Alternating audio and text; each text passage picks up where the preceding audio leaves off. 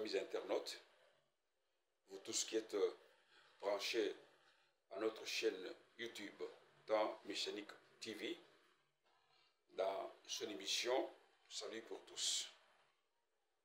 Je suis très heureux de vous savoir nombreux pour suivre cette émission qui est une émission d'édification, une émission de la parole. Parce que nous nous accrochons à la parole. Nous parlons que de la parole. Dernièrement, beaucoup d'amis qui avaient suivi l'émission sur l'Église reste toujours la même, ou l'Évangile reste toujours le même. Voilà, c'est ça le thème qu'on avait abordé la fois passée. L'Évangile reste toujours le même.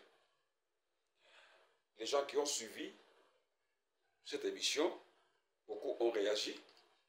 Il y a ceux qui ont aimé l'émission. J'ai reçu des coups de fil un peu partout à travers le monde où les serviteurs voulaient qu'on aille plus loin dans ces thèmes. Je suis très content parce que je me rends compte qu'il y a quand même les résidus qui restent attachés à l'évangile véritable, et c'est ce résidu-là qui fait aujourd'hui des réactions quand on prêche des choses qui sont conformes à l'évangile tel qu'il a été prêché par les apôtres. Aujourd'hui, notre thème, toujours dans la ligne de l'évangile, reste toujours le même. Nous avons un thème aujourd'hui qui s'intitule « Vous courriez bien, qui vous a arrêté ?» Je dis « Vous courriez bien, qui vous a arrêté ?» Ça, c'est la question que l'apôtre Paul, Charles de Tarse, pose aux bien-aimés de Galates. C'est par là que nous allons aussi entrer aujourd'hui pour ce numéro qui est toujours relié à l'évangile, reste toujours le même. Mais dans son sous-thème, vous courriez bien, qui vous a arrêté? Nous voulons voir le premier chapitre dans Galates, chapitre 5, je vais reprendre le verset 7. Vous courriez bien, qui vous a arrêté pour vous empêcher d'obéir à la vérité. Mes chers frères et sœurs, vous tous qui êtes branchés à cette émission, n'oubliez pas que Salut pour tous est une émission de 25 minutes seulement. Tout cela pour vous permettre à vous connecter à notre chaîne et suivre ces choses qui sont là pour édifier l'Église. Vous courriez bien. Qui vous a empêché d'obéir à la vérité? Si vous suivez très bien ce verset-là, Charles de Tarse pose la question aux frères des Galates. Mais quand vous avez reçu l'évangile, vous avez commencé à faire très bien la course. Mais qu'est-ce qui vous a empêché à rester dans la vérité de l'évangile tel que vous l'avez reçu au commencement? Bien-aimés, cette question interpelle toute l'Église de l'Adonai sur toute la surface de la terre. Du moins, ceux qui croient à la Bible, ceux qui croient à l'Adonai Yehoshua HaMashiach comme étant leur sauveur unique et leur Elohim. Vous courriez bien. Mais qui vous a empêché d'obéir à la vérité? Qu'est-ce que nous pouvons dire sur ce point?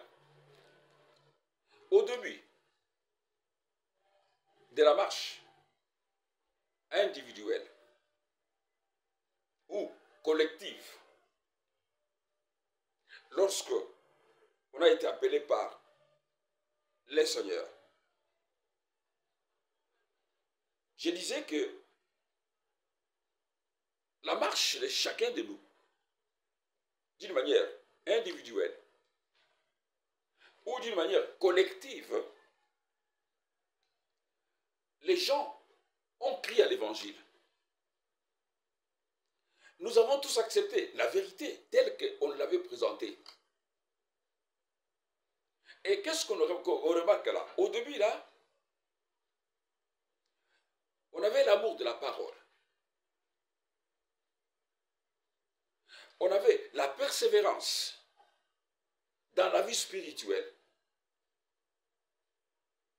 On avait les soucis de pratiquer les principes et les règles établis par les seigneurs. On avait les ailes de témoigner partout.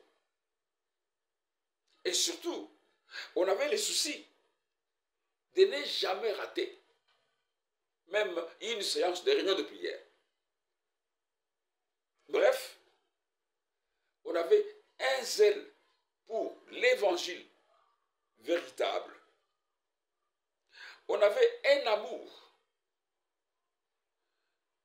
de tout ce qu'on nous racontait, tout ce qu'on nous parlait.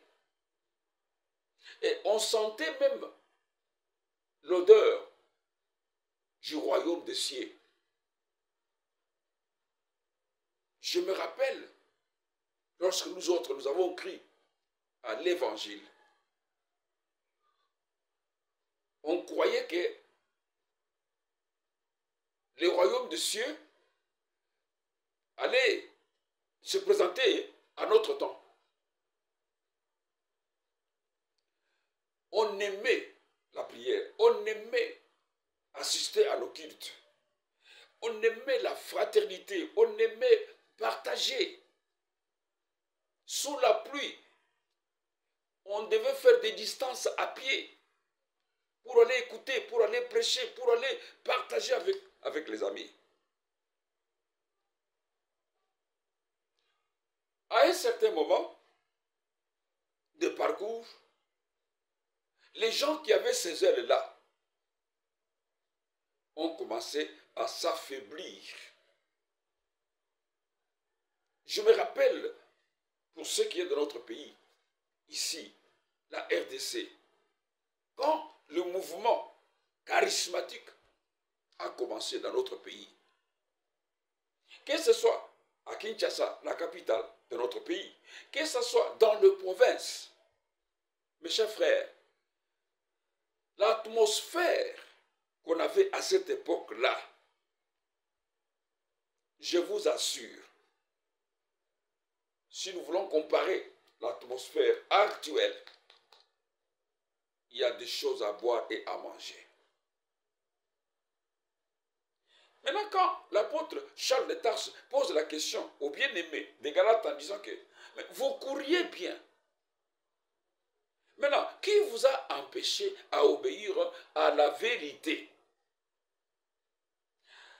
Cette façon-là de voir les choses n'était pas seulement pour les bien-aimés des Galates, mais on retrouve cela partout actuellement, partout actuellement. Les ailes du commencement, l'amour de l'évangile qui était prêché au commencement, la façon dont les gens s'est donné à la prière au commencement, surtout l'obéissance à la vérité proclamée. Aujourd'hui, ça n'existe plus. On a changé beaucoup de choses. Et que ce qu'on voit maintenant, les autres voient que non, c'est l'évangile qui est prêché. Non, frère. Pour nous, qui connaissons comment est-ce que les choses ont commencé dans ce pays, nous pleurons. Et nous regrettons beaucoup. Nous nous disons, mais qu'est-ce qui est arrivé?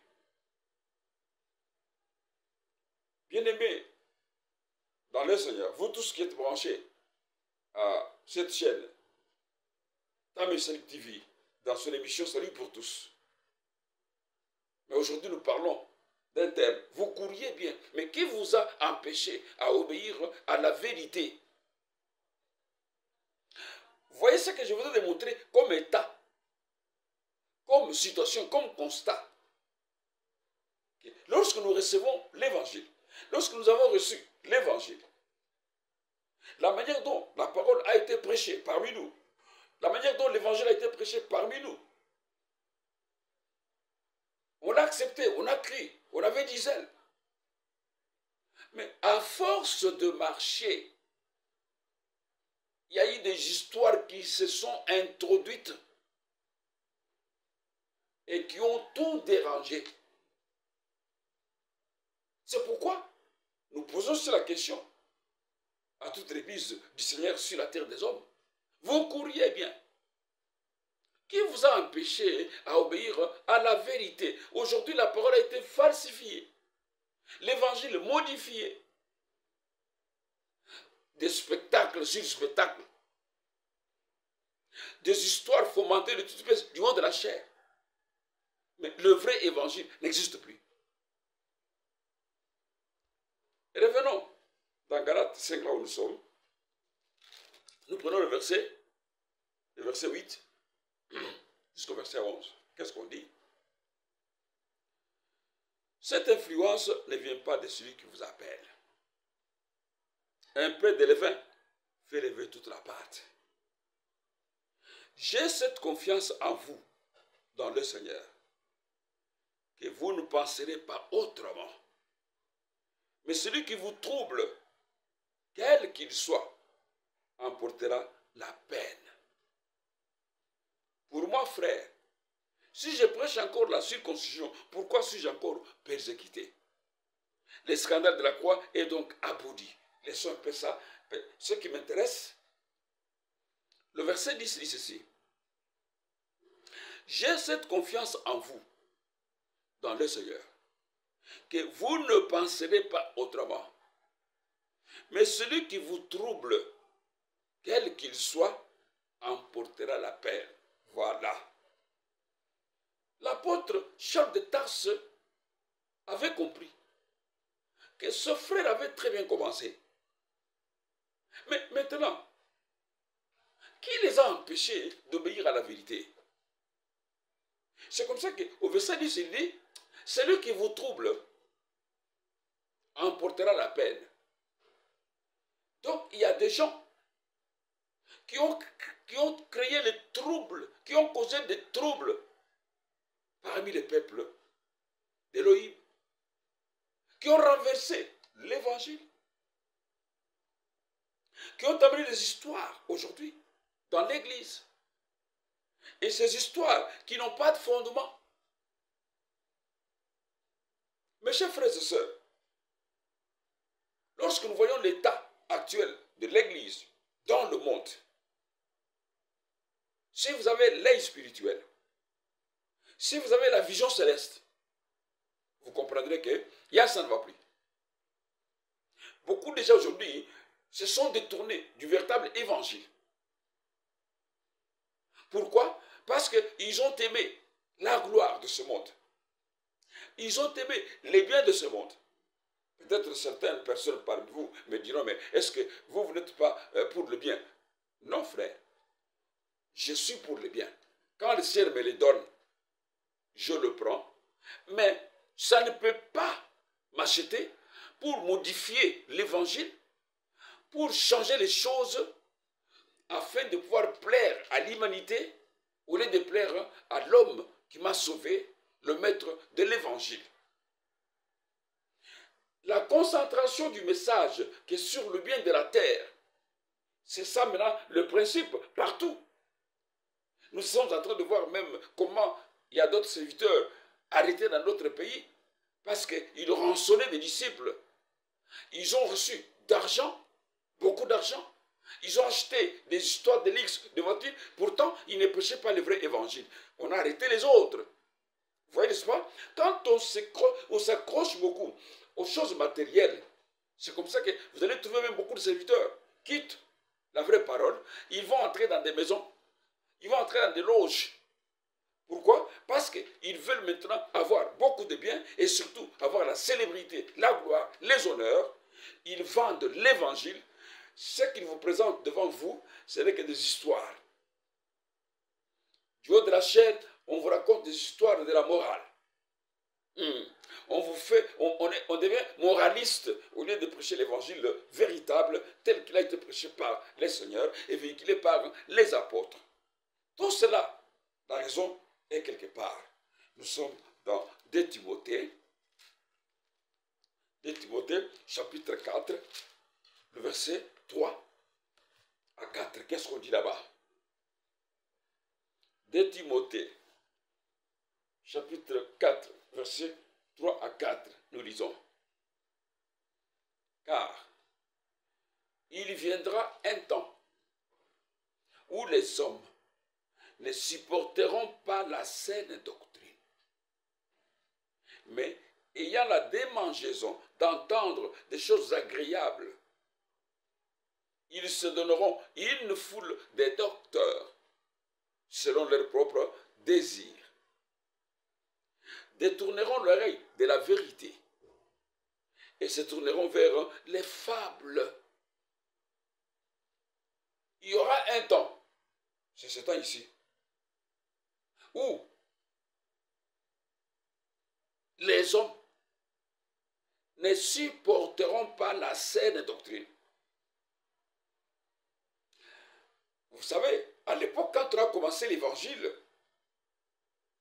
les gens étaient toujours appuyés sur « il est écrit »,« il est écrit »,« il est écrit ». Mais aujourd'hui, « il est écrit » n'existe plus encore. Quand vous voulez montrer aux frères, ou à la sœur, ou aux serviteurs, mais bien aimé, ce que vous dites là, vous pouvez me situer quelque part dans les Écritures. Ah, est-ce qu'on a dit que tout est écrit? D'accord, tout n'est pas écrit. Mais du moins, ce qui est écrit là, pourquoi est-ce que nous ne parvenons pas à respecter cela?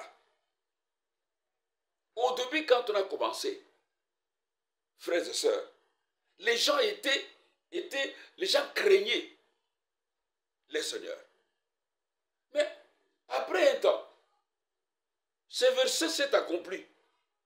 Les gens ne supporteront pas la saine doctrine, mais ayant la démangeaison d'entendre des choses agréables. Certains serviteurs ont compris que non, quand on est dans la saine doctrine, on n'a pas beaucoup de disciples. On n'a pas beaucoup de fidèles. Alors, qu'est-ce qu'il faut faire? J'ai besoin d'avoir beaucoup de fidèles. J'ai besoin d'avoir de l'argent. Alors, vos histoires de la saine doctrine là, mettez-les à côté. Ici, c'est l'argent. C'est tout. Ici, c'est la foule. Les gens qui ont la saine doctrine, les assemblées, comptent combien de personnes? Non, moi, c'est fini. Voilà l'état actuel. Ce sont les serviteurs. C'est comme ça que Paul dit que ces serviteurs-là rendront compte. Ceux qui troublent les disciples-là rendront compte. Nous, quand on a commencé l'évangile, frère, non. Lorsque nous regardons la manière dont les gens priaient à cette époque-là, et la manière dont les gens confessaient la vérité, quand nous regardons les choses actuellement, je vous dis, nous avons les larmes qui coulent dans nos yeux. Mais ce n'est pas un problème parce que, vous savez, on peut commencer les parcours très bien, mais il y a d'autres personnes qui vont se fatiguer en cours de chemin, d'autres n'arriveront même pas au terminus, mais ça fait mal. Pourquoi? Parce que c'est maintenant le faux qui devient plus grand. C'est maintenant le faux que les gens veulent beaucoup plus appuyer. Mais la vérité de l'évangile, les gens la foulent aux pieds. Les versets continuent. Mais ayant la démangeaison d'entendre des choses agréables, ils se donneront une foule de docteurs selon leurs propres désirs. La Bible avait déjà tout prévu. Ça, c'est une prophétie. Que les gens aiment écouter des choses qui plaisent aux oreilles. Mon frère, tu prendras avec moi un coca aux États-Unis d'Amérique. Ah, mon frère, Dieu me montre que toi, tu vas épouser un membre du gouvernement. Ah, entendre des choses agréables. Dieu me montre que d'ici la fin de la semaine, tu auras beaucoup d'argent. Ah, ce n'est pas ça l'évangile. Ça, ce sont des choses agréables à l'oreille. Et les gens applaudissent. Pourquoi? Parce qu'ils ont la démangeaison d'entendre des choses qui plaisent à leurs oreilles. La Bible continue. Ils se donneront une foule de docteurs selon leurs propres désirs. Ah! Et détourneront l'oreille de la vérité et se tourneront vers les fables.